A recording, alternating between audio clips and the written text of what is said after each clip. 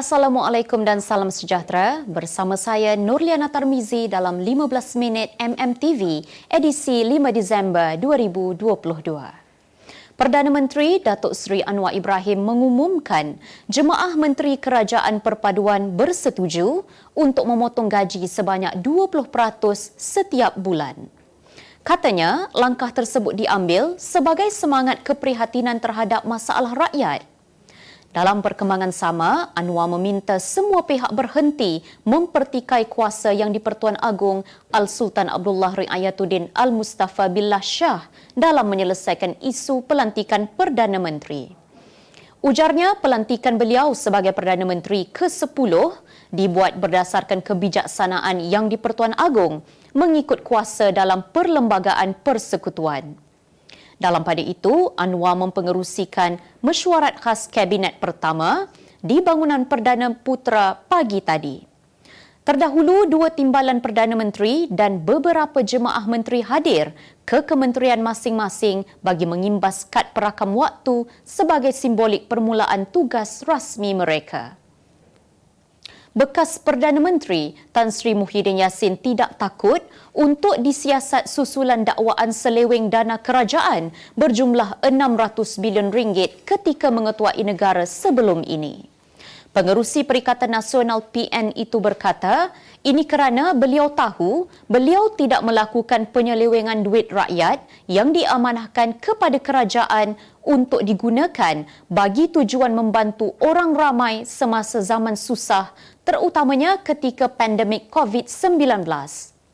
Mengulas lanjut, Ahli Parlimen Paguh itu berkata, perbelanjaan yang melibatkan wang kerajaan dalam bentuk suntikan fiskal pula bernilai 83 bilion ringgit. Jelasnya, suntikan fiskal itu merangkumi perbelanjaan pembelian vaksin bernilai 5 bilion ringgit dan pelbagai bentuk bantuan langsung tunai untuk rakyat serta bantuan lain yang dimasukkan terus ke akaun penerima yang layak. Beliau menambah, negara mempunyai sistem dan amalan yang standard untuk menjamin ketulusan dan accountability dalam perbelanjaan wang kerajaan di mana kesemua perbelanjaan kerajaan adalah tertakluk kepada audit kerajaan. Justru katanya, jika terdapat penemuan audit yang mencurigakan, teguran audit boleh dibuat terhadap jabatan kerajaan yang berkenaan dan sekiranya terdapat salah laku rasuah atau penyelewengan, tindakan undang-undang boleh diambil terhadap si pelaku. Menteri Ekonomi Rafizi Ramli menjelaskan pelantikan Perdana Menteri Datuk Seri Anwar Ibrahim sebagai Menteri Keuangan disifatkan sesuai kerana mengambil kira keadaan luar biasa selepas tiada parti atau gabungan yang berjaya membentuk kerajaan selepas pilihan raya umum ke-15 PRU15 yang lalu. Tambahnya, sekiranya portfolio keuangan diberikan kepada salah seorang pemimpin dalam parti lain, ia boleh menimbulkan ancaman kepada mereka dan menimbulkan masalah dalam kerajaan perpaduan. Pernah mengkritik bekas Perdana Menteri Datuk Seri Najib Razak yang turut memegang jawatan Menteri Keuangan secara serentak sebelum ini, jelas Rafizi pendiriannya tidak berubah. Secara ideal, jawatan Perdana Menteri dan Menteri Keuangan patut dipisahkan dan beliau kekal dengan pendirian itu. Sementara itu, selain Anwar dan Najib, antara Perdana Menteri terdahulu yang turut memegang kedua-dua jawatan semasa pentadbiran adalah Tun Abdullah Ahmad Badawi dan Tun Mahathir Mohamad. Polis memanggil Presiden PAS Tan Sri Abdul Hadi Awang pukul 3 petang tadi di IPD Sentul bagi memberi keterangan susulan beberapa laporan yang dibuat terhadapnya sebelum ini. Ahli Parlimen Marang itu sebelum ini mendakwa DAP mempromosikan Islamofobia dan menghalang PAS daripada berkuasa, selain turut menyifatkan parti komponen Pakatan Harapan itu tidak bermoral. Abdul Hadi menggunakan analogi bola sepak untuk mengatakan walaupun satu pasukan itu menang, pengadil tiba-tiba memberi masa tambahan bagi memberi peluang kepada pasukan kalah untuk menang dengan apa cara sekalipun. Komennya yang dipetik daripada kolum ditulis dalam Harakah ditafsirkan sebagai merujuk gesaan Yang di-Pertuan Agong untuk membentuk kerajaan perpaduan. Apa yang ada dengan Media Mulia Sdn Bhd? Di Media Mulia kami memaparkan berita-berita terkini, tepat dan sensasi menerusi putusan Malaysia dan juga kosmos. Berita-berita berkenaan isu semasa, politik, hiburan, sukan, laporan khas. Pelbagai segmen seperti program diskusi dan bual bicara. Polanya yang dipaparkan berkonsepkan pemikiran baharu dan suara kontemporari. Dapatkan perkembangan berita semasa melalui laman web dan juga platform media sosial kami, Putusan Online dan Kosmo Online. Seorang lelaki maut selepas tercampak keluar dari lori tangki yang dipandunya di kilometer 265 Lebuh Raya Utara Selatan, arah utara berhampiran Terowong Menora hari ini.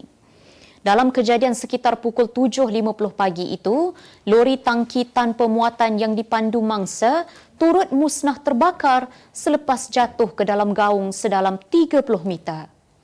Mangsa yang maut dikenali sebagai J. Ilanggo berusia 44 tahun. Ketua Balai Bomba dan Penyelamat BBP Meru Raya, Syarudi Muhammad Halil berkata, setibanya di lokasi, didapati seorang lelaki berada di bahu jalan dengan kecederaan parah disyaki tercampak keluar dari lori yang terbabas.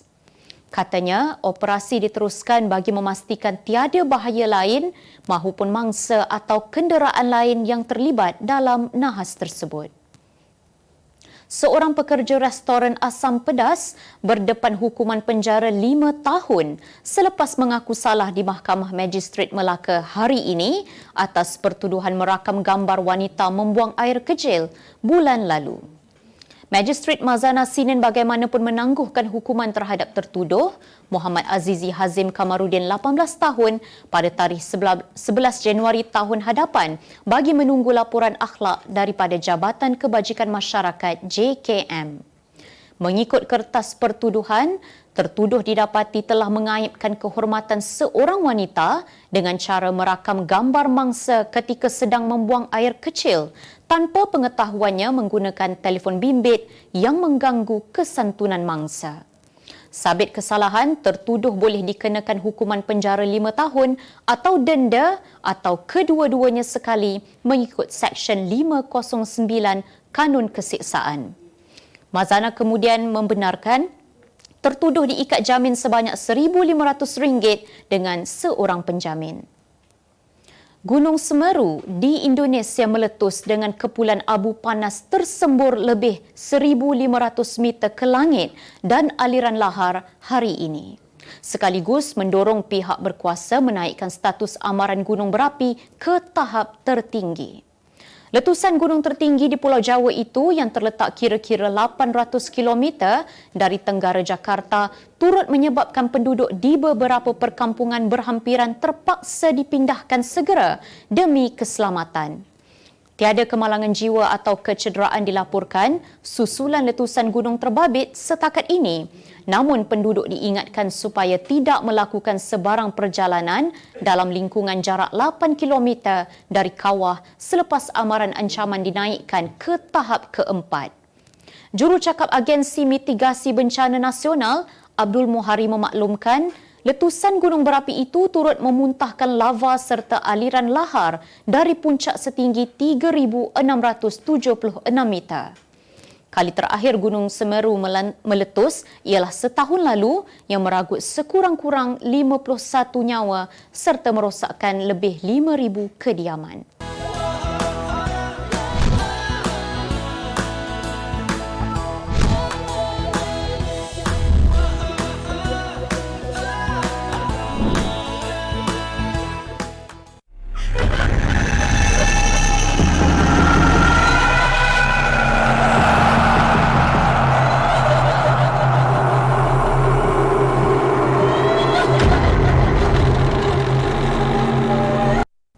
Kumpulan Wang Simpanan Pekerja KWSP merekodkan jumlah pendapatan pelaburan kasar sebanyak RM39.31 bilion bagi 9 bulan berakhir 30 September 2022. Menurut 18% atau RM8.71 bilion. jumlah pendapatan pelaburan kasar bagi suku ketiga berakhir 30 September 2022 adalah berjumlah 12.32 bilion ringgit, menurun sebanyak 1.65 bilion ringgit dalam tempoh yang sama pada 2021. Ketua Pegawai Eksekutif KWSP, Datuk Seri Amir Hamzah Azizan berkata, berikutan keadaan pasaran pelaburan ekuiti dan pendapatan tetap yang stabil, KWSP telah mencatatkan prestasi suku ketiga yang lebih baik daripada pendapatan pelaburan kasar suku sebelumnya, iaitu sebanyak 11.14 bilion ringgit. Ujarnya, di sebalik peningkatan ketidaktentuan pasaran, KWSP berjaya mencatatkan pertumbuhan suku ke suku yang sihat sebanyak 13% untuk pendapatan pelaburan kasar daripada portfolio ekuitinya.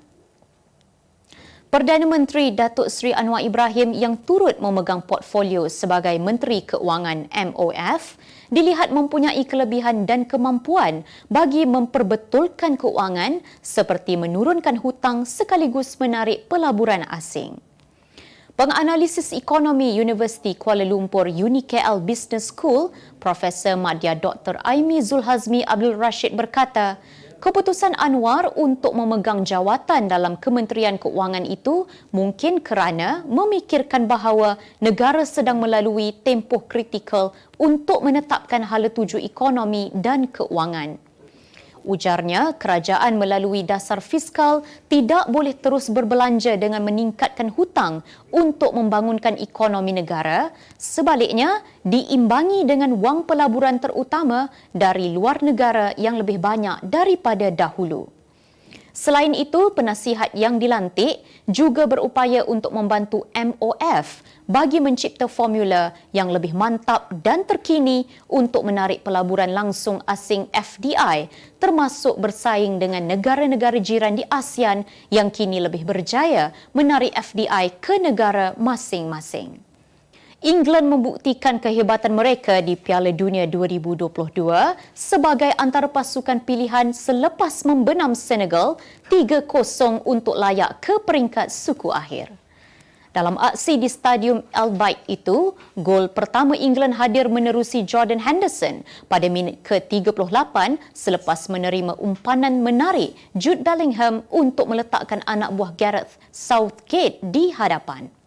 Sebelum berakhir separuh masa pertama, Harry Kane melepaskan rembatan deras untuk menewaskan penjaga gol Edward Mendy.